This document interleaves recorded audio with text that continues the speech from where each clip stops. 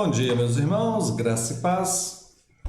Nossa leitura iniciando o segundo livro dos Reis, capítulo 1. Depois da morte de Acabe, revoltou-se Moabe contra Israel e caiu Acázias pelas grades de um quarto alto em Samaria e adoeceu.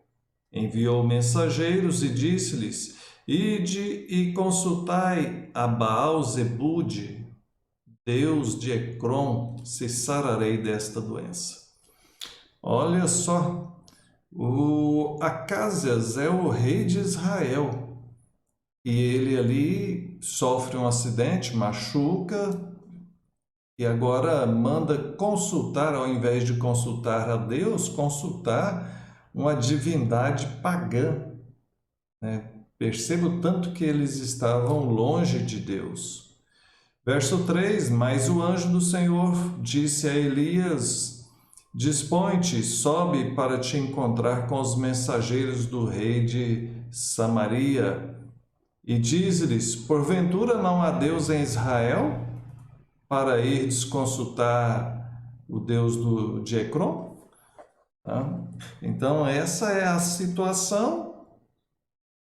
E depois que eles dão essa palavra ao rei, o rei manda, verso 9, manda ali um capitão com 50 soldados atrás de Elias para conversar com Elias. E Elias, verso 10, se eu sou homem de Deus, desça fogo do céu e te consuma a ti e aos teus 50 soldados. E diz que Deus mandou fogo do céu e destruiu, matou aqueles 50 soldados com o capitão. O rei manda outros 50. Elias fala de novo: se eu sou homem de Deus, desça fogo do céu. E Deus manda de novo, mata aqueles outros 50 ali, por conta da desobediência do rei. E então diz aqui, verso 13, pela terceira vez, o rei manda um grupo de 50 soldados com um capitão, só que esse foi mais prudente, né? Diz aqui que indo ele, pôs-se de joelho diante de Elias e suplicou-lhe, e disse: Homem de Deus, eu peço que você seja precioso aos teus olhos a minha vida e a vida destes 50 teus servos.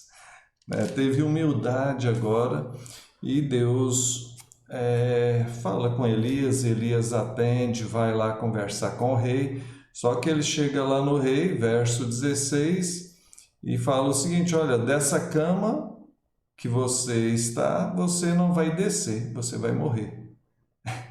E assim, ele morreu por conta da sua incredulidade, da sua blasfêmia contra o Deus de Israel. Capítulo 2, Eliseu como sucessor de Elias. Quando estava o Senhor para tomar Elias ao céu por um redemoinho, Elias partiu de Gilgal em companhia de Eliseu. Verso 3, os discípulos dos profetas que estavam lá em Betel, conversam com Eliseu, falando: Eliseu, você sabe que Deus vai levar Elias hoje? Ele sei, sim. Falando sobre esses discípulos dos profetas, naquela época já existia uma escola de profetas. Como assim uma escola de profetas? Eram pessoas que eram dedicadas para o trabalho do Senhor, né? Lembre-se que naquela época era muito comum isso, pessoas que eram dedicados por seus pais ou eles mesmos resolviam se dedicar ao trabalho de Deus. Isso começou desde quando o povo sai do Egito e Deus separa as tribos e separa a tribo de Levi para ficar exclusivamente para o trabalho do Senhor. Então, todos os levitas, todos os da tribo de Levi já eram separados para o trabalho do Senhor. Mas muitos outros, poderia ser de qualquer outra tribo de Israel, que quisesse se dedicar, olha, eu quero me dedicar só para o trabalho do Senhor, também poderia fazê-lo, né? A Ana leva Samuel, né, ainda pequenininho, ainda criança, para trabalhar no templo, para se dedicar à obra do Senhor. Então, aqui fala que já havia uma escola. Certamente, não temos muitos detalhes, mas era um local de ensino, de aprendizagem a respeito de Deus, a respeito da palavra de Deus, das coisas de Deus, né? Pois bem, então aí Elias vai para outro lugar, Eliseu vai atrás, vai para outro, Eliseu está atrás, Eliseu está ali grudado em Elias, porque já sabia, Deus já estava falando com eles, com esses discípulos dos profetas, que Deus iria levar Elias, né? Muito bem, aí, verso 9. Elias fala para Eliseu o seguinte: pede-me o que você quer que eu te faça antes que eu seja levado. E Eliseu então respondeu: peço que me toque por herança porção dobrada do teu espírito. O Eliseu não queria pouca coisa não, né? Ele queria ter o dobro da espiritualidade, né? Fala essa porção dobrada do espírito, ele queria o dobro da espiritualidade, do poder de manifestar as coisas de Deus, né? Dos dons, do que Elias tinha. Então, ele não pede pouca coisa, não. Tanto que Elias fala: dura coisa me pediste.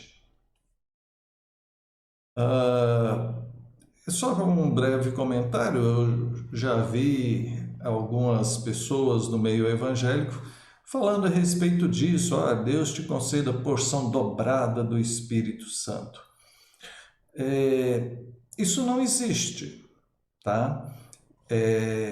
O Espírito Santo, entenda o que é o Espírito Santo. O Espírito Santo é Deus, é a terceira pessoa da Trindade.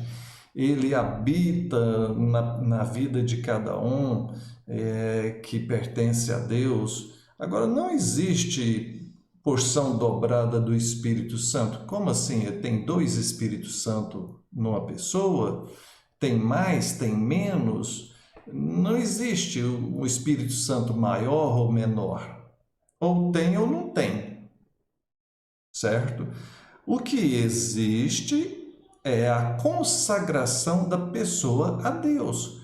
Quanto mais uma pessoa for consagrada a Deus, mais temente, uma vida mais reta, mais correta, mais oração, mais leitura bíblica, mais dedicação a Deus, é claro que essa pessoa vai ter uma desenvoltura maior no seu trabalho, na sua vida com Deus.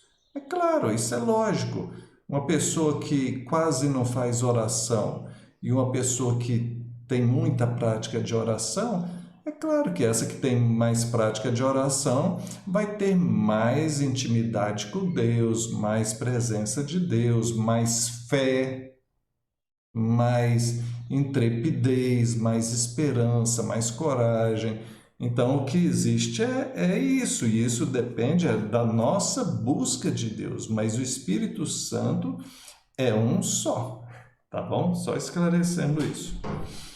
Seguindo aqui, verso 19, os homens da cidade falaram para Eliseu: olha, essa cidade é bem situada, porém a água e a terra é estéril. Eliseu sai dali pega uma vasilha com sal, vai até a fonte, joga e diz que as águas se tornaram saudáveis. Esse é o primeiro milagre aqui que Eliseu realiza. Aliás, o segundo, né? Porque o primeiro foi quando ele voltou e pegou o manto de Elias e bateu nas águas e as águas se abriram, né? Então, Eliseu está realmente, vamos dizer assim, comprovado como sendo o sucessor de Elias. Muito bem, vamos parar por aqui. Que Deus nos abençoe. Vamos orar? Deus bendito, louvado seja o Senhor. Muito obrigado por tua palavra. Dai-nos, ó Deus, tua graça e que possamos crescer na fé, na comunhão, na dedicação ao Senhor. Em nome de Jesus. Amém. Deus abençoe e até mais.